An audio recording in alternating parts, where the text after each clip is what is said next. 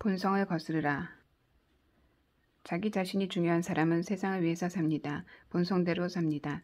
내가 하고 싶은 대로 반응합니다. 그러나 예수 그리스도가 중요한 사람은 하나님 나라를 위해서 삽니다. 본성을 거스르며 삽니다.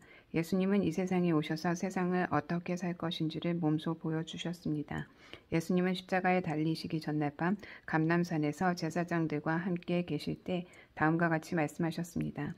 베드로와 세베대의 두 아들을 데리고 가실새 고민하고 슬퍼하사 이에 말씀하시되 내 마음이 매우 고민하여 죽게 되었으니 너희는 여기 머물러 나와 함께 깨어 있으라 하시고 조금 나아가사 얼굴을 땅에 대시고 엎드려 기도하여 이르시되 내 아버지여 만일 할만하시거든 이 잔을 내게서 지나가게 하옵소서. 그러나 나의 원대로 마시옵고 아버지의 원대로 하옵소서. 마태복음 26장 37에서 39절. 예수님은 제자들에게 당신의 고민과 슬픔을 숨기지 않으셨습니다. 내 마음이 매우 고민하여 죽게 되었다. 하나님께도 당신의 마음을 숨기지 않으셨습니다. 내 아버지여 만일 할만하시거든 이 잔을 내게서 지나가게 하옵소서. 예수님은 자신의 감정을 숨기지 않으셨습니다. 하나님의 아들이니까 다 할 수 있어 라고 말씀하시지 않았습니다. 지금 예수님은 감사와 자신감이 아닌 슬픔과 고민, 두려움의 감정을 토로하고 있습니다. 우리는 흔히 리더는 힘들고 고통스럽더라도 겉으로는 순종과 확신과 용기와 담대함을 보여줘야 한다고 생각합니다.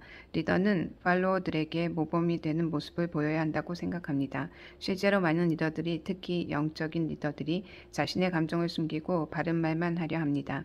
속마음을 좀채로 드러내지 않습니다. 리더로서 모범을 보여야 한다는 부담감 때문입니다.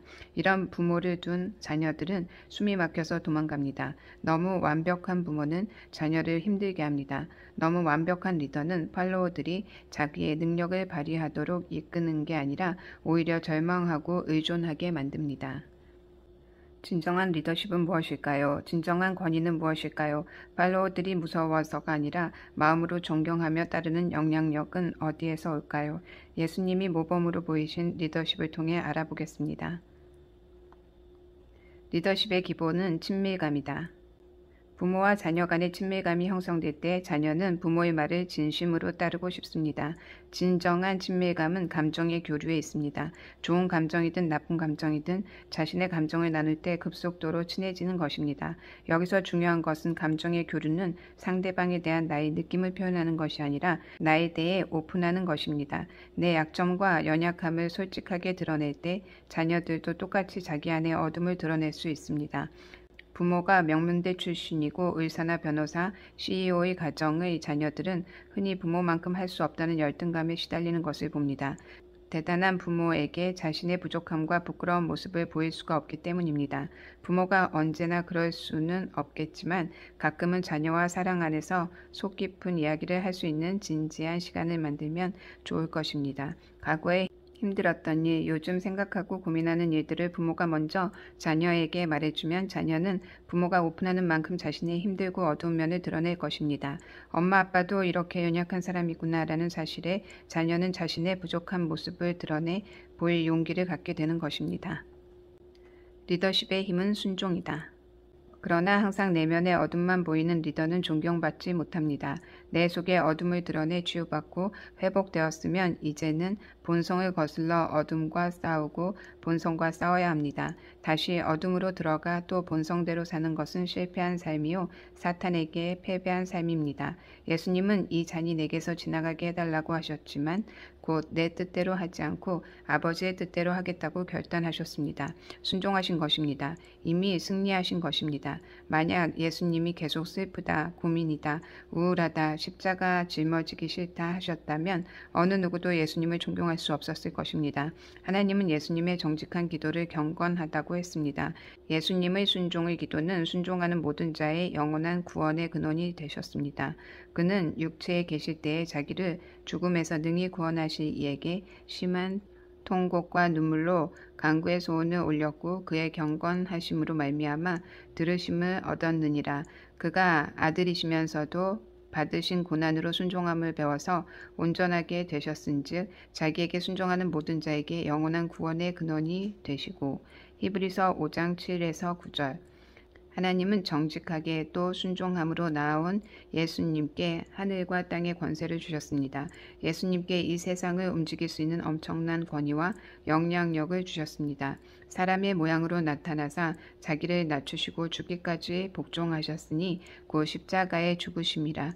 이러므로 하나님이 그를 지극히 높여 모든 이름 위에 뛰어난 이름을 주사 하늘에 있는 자들과 땅에 있는 자들과 땅 아래에 있는 자들로 모든 무릎을 예수의 이름에 꿇게 하시고 모든 입으로 예수 그리스도를 주라 시인하여 하나님 아버지께 영광을 돌리게 하셨느니라.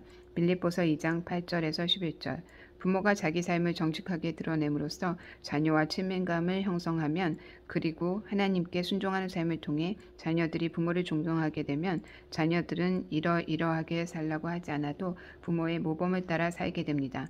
하나님 앞에서 자녀 앞에서 정직하고 순종하는 삶을 사는 부모는 자녀에게 엄청난 권위와 영향력을 갖게 됩니다.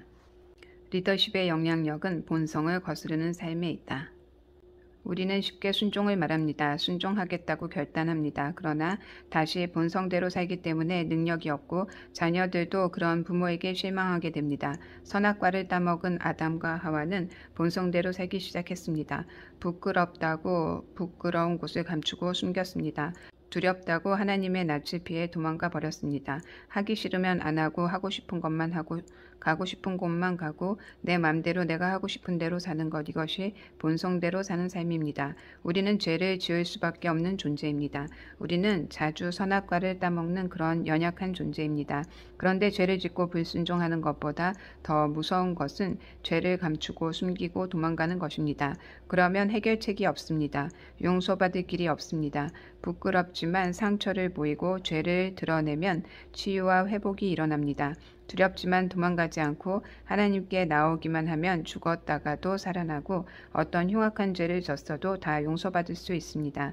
다시 하나님께서 길을 여시고 문을 열어주십니다. 우리 자녀들이 우울증에 걸리는 이유가 있습니다. 자녀들의 본성을 인정하거나 이해해주지 않고 본성을 거슬러 살라고, 순종하며 살라고 강요했기 때문입니다.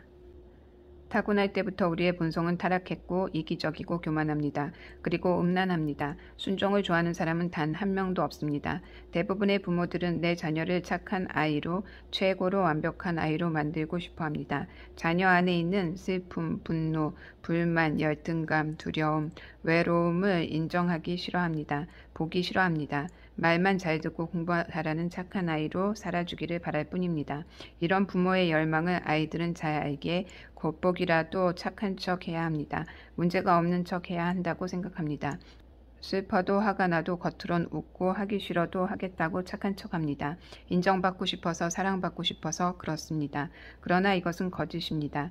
진짜 자신의 감정은 숨기고 부모의 기대에 부응하기 위해 살인적인 노력을 하다가 더 이상 할 수 없다고 생각할 때 자녀들은 무서운 속도로 무너지기 시작합니다. 뼈대 있는 집안, 가문이 훌륭한 집안, 돈이 많고 명문대 출신이 많은 집안일수록 겉모습을 중요하게 여깁니다. 체면과 평판에 목숨을 겁니다. 그런 척하며 살게 됩니다. 그러면 자녀들은 언제 본성을 거슬러 스스로 순종하는 삶을 살게 될까요? 앞에서도 말했지만 자녀들의 본성 그대로를 부모가 용납해주고 이해해줄 때입니다. 물론 쉽지 않을 것입니다. 화가 나고 야단치고 싶은 것이 부모님의 본성인데 그 본성을 거슬러 참아야 하기 때문입니다. 야! 소리 지르고 싶고 정신 차려 호통치고 싶고 너 이렇게 살려면 집에서 나가 라고 분을 내고 싶지만 부모는 참아야 합니다. 너 힘들었구나. 화가 났구나. 용서가 안 되는구나. 죽여버리고 싶었을 거야. 엄마라도 그랬을 거야. 잘하고 싶어서 엄마 아빠 기쁘게 해주고 싶어서 노력했는데 결과가 안 나오니까 속상했지? 그래도 괜찮아. 실수해야 해. 실패도 해봐야 해. 그래야 멋있는 사람이 되고 훌륭한 사람이 되는 거야. 실패를 두려워하지 마. 성공하는 것보다 더 중요한 것은 실패했을 때 일어나는 거야. 일어날 수 있는 것, 다시 시작할 수 있는 것, 이게 진짜 용기이고 진짜 성공이야. 부모의 역할은 여기까지입니다. 지시하고 싶고 바른 말을 가르치고 싶고 야단치고 싶고 이대로 두면 안 되니까 바로잡고 싶은 것이 부모의 본성입니다. 그러나 하나님을 사랑하고 자녀를 사랑하는 부모는 본성을 거슬려 내 입장이 아니라 자녀들의 입장에서 생각하기 시작해야 합니다.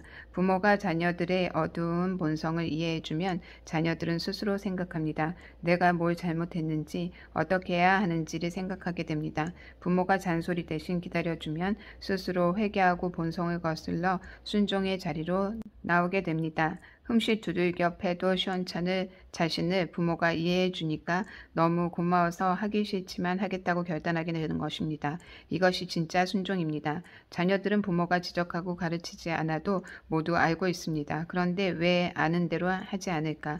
몰라서가 아니라 이해받지 못하고 용서받지 못해서 화가 나고 억울해서 하기 싫은 것입니다.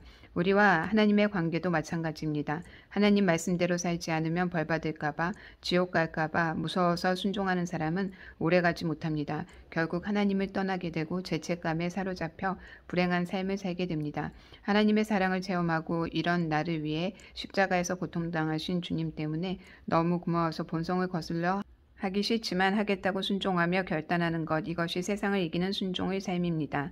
화가 나지만 참을게요. 포기하고 싶지만 다시 도전해 볼게요. 예배드리고 싶지 않지만 교회 갈게요. 우울하고 불안하지만 거절할게요. 이것은 사단이 주는 감정이기 때문에 단호히 쫓아내겠습니다. 용서할 수 없지만 용서할게요.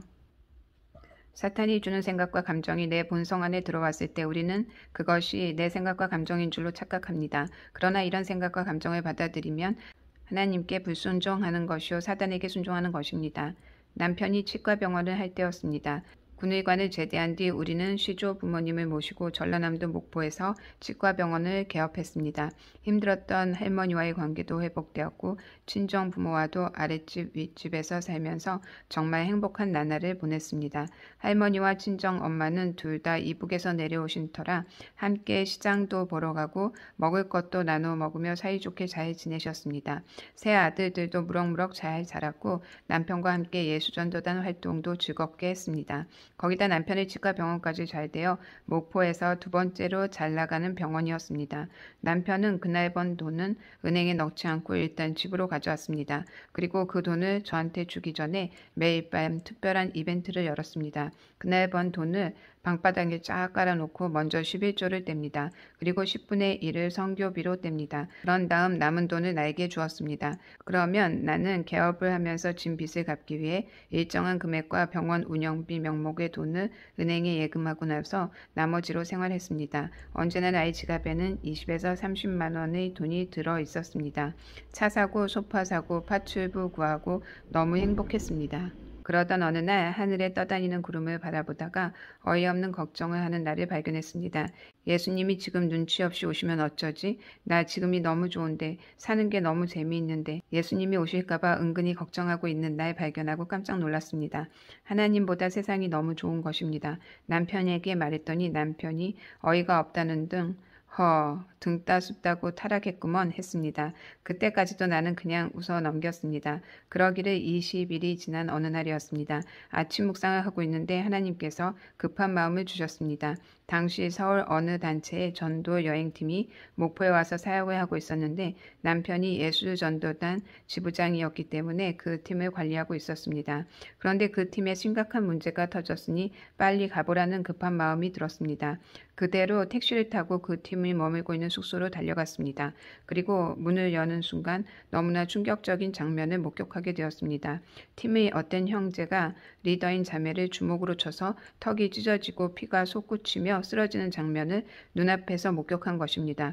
평소 피와 폭력을 지나치게 무서워했기에 그 충격은 이루 말할 수 없었습니다. 쓰러진 자매를 급하게 병원으로 옮기고 안절부절 못하는 형제 자매들을 다독이느라 정신을 차릴 수 없는데도 나는 그 안에서 이상한 현상이 일어나는 것을 느꼈습니다. 그 충격으로 인해 내 안에서 엄청난 영적 전쟁이 일어난 것입니다.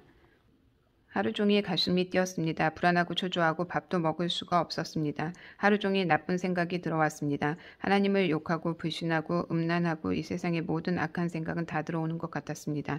감당할 수가 없었습니다. 왜 이런 생각을 하는 거지? 처음엔 이게 다 생각인 줄 알고 엄청난 죄책감에 빠졌습니다. 어떻게 이런 나쁜 생각을 할 수 있지? 나 이러다가 지옥 가겠다. 절망이 밀려왔습니다. 새벽 기도에 나갔지만 기도도 안 되었습니다. 말씀을 읽고 힘을 얻으려 성경을 성경을 폈지만 성경을 펴자마자 머릿속에서 하나님이 나를 욕하는 것이 느껴져서 너무 무서워 성경을 덮고 말았습니다. 기도할 수 없고 성경도 읽을 수 없고 너무나 고통스러웠습니다. 겨우 두 손을 모으고 하나님께 도와달라고 손을 내밀자 하나님은 어떻게 이 전쟁을 이길 수 있는지 방법 하나를 알려주셨습니다.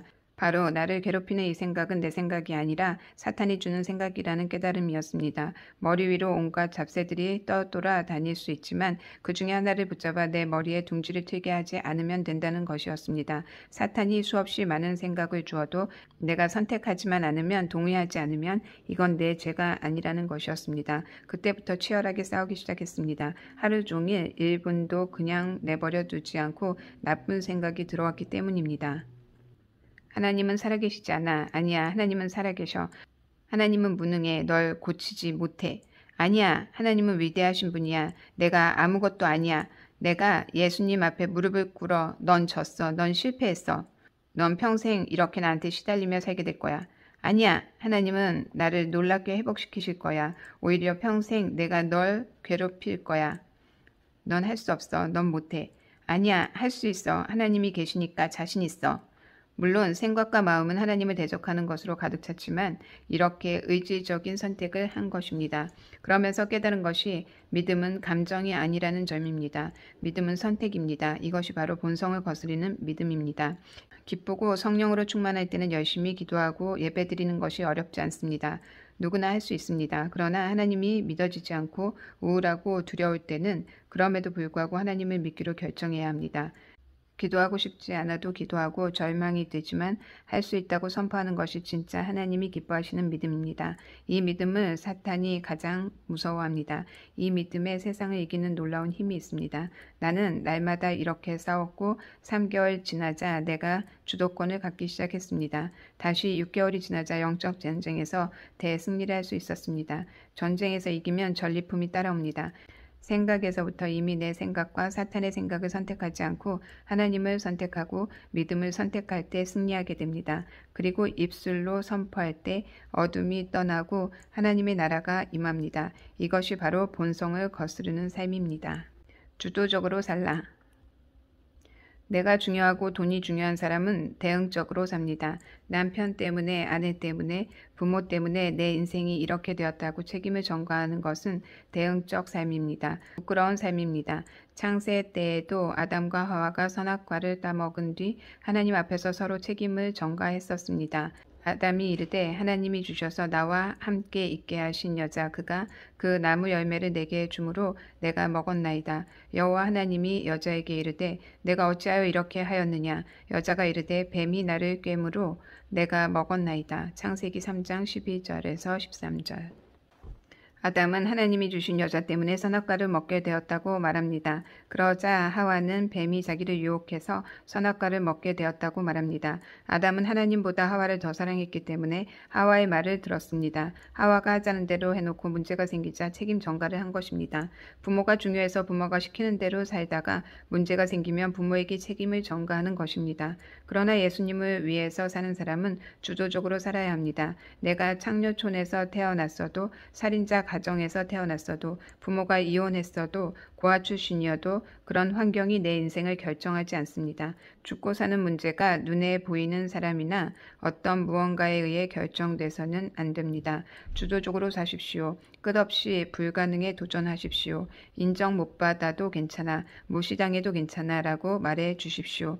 버림받겠다고 왕따 당하겠다고 쫓겨나겠다고 실패하겠다고 결심하고 불가능에 도전할 때 하나님이 기뻐하십니다. 그런 믿음이 하나님이 기뻐하시는 믿음입니다. 그분은 살아계시기 때문입니다. 주도적인 사람은 불가능에 도전합니다. 지금 내 손에 물고기 2마리와 보리떡 5개밖에 없지만 하나님께 가지고 가면 5,000명을 먹이고도 12광주리를 남기는 기적이 일어납니다. 불가능한 꿈을 꾸십시오. 나는 중고등학교 때 암울한 청소년기를 보냈습니다. 죽고만 싶었습니다. 사람이 너무 두려워서 차라리 수녀가 되는 게 낫겠다 싶었습니다. 그러던 어느 날 버스를 타고 가는데 하나님이 살아계시다면 언젠가 회복이 되겠지. 회복이 되면 나처럼 힘든 아이들을 도와주자 하는 마음이 불현듯 들었습니다. 지금 생각해보면 전적인 하나님의 간섭이었습니다. 개입하심이었습니다. 결국 이것 하나 붙잡고 다시 일어났습니다. 그러자 죽고만 싶던 내게 하나님이 찾아오셨고 지금 그 꿈을 펼치고 살게 되었습니다. 셋째 아들 바오리의 이야기입니다. 바오리는 다혈질이고 낙관적이지만 유머 감각도 뛰어나 주위 친구들에게 인기가 많습니다. 자기가 해보겠다고 마음먹은 일은 끝장을 보는 성격이었지만 반면에 하기 싫은 것은 거들떠도 보지 않았습니다. 바오리 초등학교 때 이런 이야기를 한 적이 있습니다. 엄마, 형들이랑 함께 재밌게 놀았는데 성적표가 달라. 형들은 성적이 좋은데 난 왜 그래? 바오리는 공부 체질은 아니었습니다. 바오리는 예술적인 끼가 넘쳐 흐르는 아이라는 것을 그때는 몰랐습니다. 바오리가 고2였습니다. 열심히 공부해도 원하는 대학에 갈 수 없는 상태인데도 바오리는 오로지 컴퓨터 앞에서 홈페이지 제작하는 법, 마술하는 법 등을 배우느라고 정작 숙제도 아내가 학교에서 연락이 오곤 했습니다. 바오라, 너 숙제 안 해온다고 선생님에게 연락이 왔어. 여기 수첩 줄 테니까 앞으로는 숙제 좀 적어와. 숙제가 뭔지는 알아야지. 얼마 후 바오리는 학교에 다녀오자마자 하라는 공부는 안 하고 또 컴퓨터 앞에 앉아서 뭔가를 열심히 하고 있었습니다. 얼마 전 주었던 수첩은 그대로 방 한 구석에 방치되어 있었습니다. 그 수첩을 보고 있으니 화가 치밀어 올랐습니다. 바오라, 엄마가 숙제 뭔지 적어오라고 했잖아. 너 엄마 말 무시하는 거야? 그때 바오리가 엄마를 쳐다보는 눈빛 속에서 어떤 두려움을 느꼈습니다. 그래서 이렇게 말했습니다. 바오라, 너 공부 잘하고 싶구나. 그럼 좋은 대학에 들어가고 싶구나. 당연하죠. 근데 못 해낼까봐 두려워서 아무것도 못하는구나. 바오리는 아무 말도 하지 않았습니다. 남편이랑 뭔가 의논하고 바오리를 불렀습니다. 바오라, 너 빵점 맞아도 돼. 나 그럼 학교 잘려요? 그럼 아빠가 다른 학교 알아봐 주실 거야. 그렇게 되면 나 대학에 못 들어가? 재수에, 아니 3수, 4수, 5수, 남자 인생에 5년 정도는 아무것도 아니야. 아, 엄마 갑자기 왜 그래? 바오라, 빵점 맞을 각오하고 대학에도 떨어질 각오하고 도전해보자. 이거야. 너도 잘하고 싶은데 안 될까봐 두려워서 아무것도 못하는 거잖아. 도와줄게. 공부 시작해봐. 바오리는 그때부터 조금씩 공부를 시작했습니다. 그 후 미국 대학으로부터 장학금을 받고 입학을 했습니다. 바오리는 1학기 때는 그런대로 잘했는데 2학기 때부터 감기에 걸려 계속 수업에 빠지면서 성적이 바닥을 치기 시작했습니다. F학점을 여러 개 받고 결국 학교에서 잘리게 되었습니다. 그러던 어느 날 바오리가 갑자기 하와이 DTS를 해보겠다고 해서 바로 등록을 했습니다. 하와이 DTS 훈련은 좋았습니다. 그 기간 동안에 하나님을 만나고 영적으로 회복이 되었던 좋은 시간이었습니다. 바오리는 계속해서 상담학교, 경건학교에 들어가 공부하고 싶다고 했습니다. 그런데 문제는 중국 아울리치 기간 동안에 일어났습니다. 사역이 없는 시간을 이용해 몇몇 형제들이 술을 마시러 갔다가 들켰는데 바오리도 함께 있었습니다. 다시는 이런 일이 있으면 안 된다고 경고를 받았는데 다시 또 술 마시러 가게 된 것입니다. 바오리는 이번에는 들킨 건 아닌데 숨기고 지나가면 평생 죄책감을 느끼고 살게 될 것 같아 사실대로 말하기로 결정했고 사실대로 말하면 용서받을 수 있을 거라고 생각했는데 그 자리에서 졸업 자격을 박탈당했습니다. 이때 바오리의 충격은 컸습니다. 아빠 얼굴을 어떻게 볼까? 요나가 물고기 뱃속에 3일간 있었던 것처럼 바오리는 가족과 소식을 끊고 절망 가운데 무너져가고 있었습니다. 계속되는 실패 가운데 사탄은 악랄하게 바오리를 공격했습니다. 넌 실패자야. 넌 대학교 잘리고 DTS도 잘렸어. 넌 앞으로도 그런 인생을 살 거야. 넌 다시는 일어날 수 없어. 차라리 죽어버려라. 아빠 얼굴을 어떻게 볼래? 그러나 차라리 죽어버리라는 사탄의 거짓말을 듣고 바오리는 다시 일어났습니다. 다시 시작하자. 내가 잘못한 거니까. 다시 도전해보자. 사탄의 거짓말들을 거절하고 팀들과 하와이로 가 끝까지 일정을 성실하게 잘 마치고 한국으로 돌아오는 날 우리는 바오리가 DTS에서 잘렸다는 것을 알게 되었습니다. 너무 마음이 아프고 충격이었습니다. 우린 공항까지 마주고 나가 집으로 오는 길에 일식집에 들려 바오리가 좋아하는 일식을 풀코스로 시켜 함께 먹었습니다. 그런 후 남편이 바오리에게 말했습니다. 바오라 괜찮아. 다시 시작해라. 그러곤 꼭 안아주고 기도해 주었습니다. 아빠 눈치를 가장 많이 보았던 바오리인지라 아빠의 이 말 한마디는 바오리를 살아나게 했습니다. 바오리는 웹 디자이너로 당분간 돈을 벌겠다고 해서 뉴욕의 어떤 회사에 이력서와 포트폴리오를 냈는데 한 달에 6,000불을 주겠다고 연락이 와 우리도 깜짝 놀랐습니다. 바오라, 대학 졸업자도 아니고 경력도 별로 많지 않은 널 왜 이렇게... 엄마, 이래봬도 난 꽤 실력이 있어. 사실 남편이랑 많이 놀랐습니다. 고등학교 때 공부 안 하고 오로지 인터넷 앞에서 혼자 설렵했던 것입니다. 학원 한 번 보내준 기억이 없는데 어떻게 그렇게 실력을 쌓았어? 엄마, 아빠 인터넷에 다 나와 있어요. 바울이는 돈 벌어서 자기 혼자 쓰지 않았습니다. 생활비도 보태고 형들 용돈도 주고 그때 형들은 다 학생이어서 용돈을 다 쓰고 있는 형편이었기에 바울이가 보태주었던 생활비가 큰 도움이 되었습니다. 1년 가까이 돈을 벌고 있는 바울이에게 아빠는 이제 다시 공부를 시작하자고 했습니다. 바울이는 아빠의 말에 순종해서 회사에 사직서를 냈습니다. 그러자 회사에서 바울이를 붙잡았습니다. 왜 대학에 들어가려고 합니까? 당신 실력이라면 대학 졸업장 없어도 괜찮습니다. 우리 회사에서 계속 일해 주십시오. 한 달에 8,000불 드리겠습니다. 파격적인 조건이었으나 바울이는 모든 제안을 뿌리치고 컴퓨터 칼리지에 들어갔습니다. 타고난 공부파가 아닌 바울이는 열심히 노력했습니다. 바울이의 꿈은 올 A 성적표를 받아오는 것이었습니다. 그는 도전했고 마침내 원하던 대로 올 A 성적표를 받게 되었습니다. 졸업할 때에는 학장상을 받고 우등생이 되어 졸업하게 되었습니다. 그리고 대학 3학년으로 뉴저지에 있는 리커스 대학에 편입했습니다. 바울이는 그때 참 행복했었습니다. 비록 또래 친구들은 다 대학교 졸업했지만 뒤늦게라도 공부할 수 있어서 허름하지만 자기 명의의 차와 집을 가질 수 있어서 참 감사했습니다. 3학년을 마치고 바울이는 또다시 충격적인 이야기를 했습니다. 1년 휴학하고 한국에 가 스타트업 웹사이트 창업을 하고 싶다고 했습니다. 아직 젊으니까 실패할 각오하고 도전해보고 싶다고 했습니다. 졸업이나 하고 시작했으면 좋겠는데 파란만장한 시간들을 보내고 이제 좀 감사하고 행복한 시간을 보내고 있었는데 또다시 전쟁터로 나가는 느낌이었습니다. 우린 압니다. 바울이는 한 번 하고 싶다고 결심하면 꼭 한다는 것을요. 우리는 기도했습니다. 그리고 허락해 주었습니다.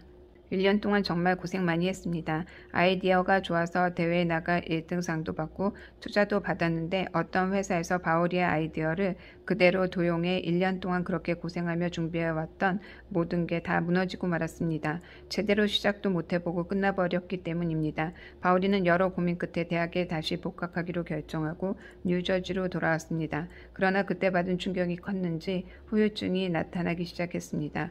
우울증이 찾아왔고 기억력과 집중력이 다 떨어져서 공부조차 할 수 없는 상황이 계속되었습니다.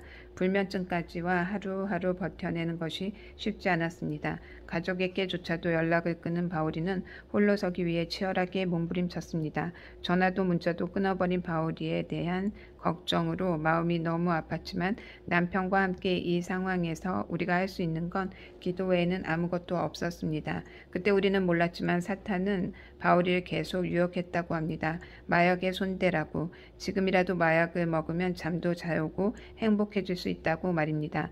바울이는 그 유혹이 너무 강력해서 자기도 모르게 마약에 손댈 뻔했다고 나중에 말해 주었습니다. 그러나 바울이는 끝까지 그 유혹을 거절했습니다. 엄마, 난 누구보다 날 잘 알아. 한 번 손대면 끊을 수 없을 만큼 빠지게 된다는 것을. 단호하게 뜻을 정하여 마약을 거절했을 때 신기하게도 그 유혹에서 완전히 벗어날 수 있었다고 합니다. 기도의 힘이었습니다. 우리는 아이들을 따라다닐 수 없습니다. 하나님이 지켜주셔야 합니다. 하나님이 하실 거라고 믿고 의지했을 때 부모의 믿음만큼 자녀들이 변하는 것을 알게 되었습니다. 바울이는 그곳에서 훌륭한 목사님을 만났습니다. 그분 덕에 바울이는 회복되기 시작했습니다. 바울이는 또다시 공부하며 도전하고 있습니다. 너 또 아이디어 뺏기면 어떡하려고. 이번엔 꼭 특허부터 받아. 엄마 괜찮아. 아이디어 뺏겨도 겁 안 나. 그거 두려워하면 아무것도 못해. 바울이는 지금 이미 창업한 팀에 뒤늦게 웹 디자이너로 합류해 밤낮으로 뛰어다니고 있습니다. 바울아, 많이 피곤해 보인다. 도대체 잠은 언제 자니? 방학인데 일만 하면 억울하잖아요. 열심히 일도 하고 열심히 놀다 보니 잠을 줄일 수밖에 없었어. 미국 가서 자면 돼. 아직 예수님께 올인한 것은 아니지만 분명한 것은 바울이의 실패와 아픔은 나중에 하나님 나라를 위해서 쓰임받게 될 것입니다. 그때에는 엄청난 영향력을 수많은 사람에게 주게 될 것입니다. 에필로그. 나와 함께 다시 시작하자. 인투의 4단계 원리를 통해서 우리 부부가 깨닫고 배운 것은 예수 그리스도만으로 충분하다는 것입니다. 그리고 하나님께서는 다음 세대와 부모 세대들이 예수 그리스도 그분만이 자기 인생의 전부가 되고 삶의 목적이 되는 것을 원하신다는 사실입니다. 예수님이 삶의 목적인 사람은 믿음으로 살게 됩니다. 믿음은 세상을 이기고 기적을 일으킵니다. 이 책에서는 어떻게 믿음으로 살 것인지를 말씀을 통해서 우리가 경험한 것만큼 나누어 보았습니다. 앞으로도 주님 오시는 그날까지 무궁무진한 하나님의 말씀이 다음 세대 아이들과 부모 세대들을 변화시키고 이 세상을 변화시킬 것을 믿습니다. 영생은 유일하신 하나님과 그의 아들 예수 그리스도를 알아가는 것이라고 말씀하셨습니다. 하나님은 가면을 벗고 하나님께로 달려오는 사람을 좋아하시고 또 도전하는 삶을 기뻐하십니다. 먹고 사는 것이 힘들어 꿈이 좌절되었을지라도 이제 다시 용기를 내십시오. 하나님을 바라보며 미래의 청사진을 그려보십시오. 불가능한 꿈을 꾸고 도전하며 하나님이 능력 주실 것을 믿고 다시 시작하십시오. 다시 시작하십시오. 이것이 세상을 이기는 믿음입니다. 14년여의 인투 사역을 통해서 하나님께서는 우리 부부로 하여금 수많은 사건과 상황들 그리고 사람들을 겪게 하면서 하나님 아버지의 마음을 알려주셨습니다. 하나님 아버지는 오늘도 여전히 실패하고 넘어진 우리의 다음 세대들과 부모 세대들에게 다가오셔서 손을 잡아 일으켜 세워주십니다. 그리고 이렇게 말씀해 주십니다. 그래도 괜찮아. 나와 함께 다시 시작하자.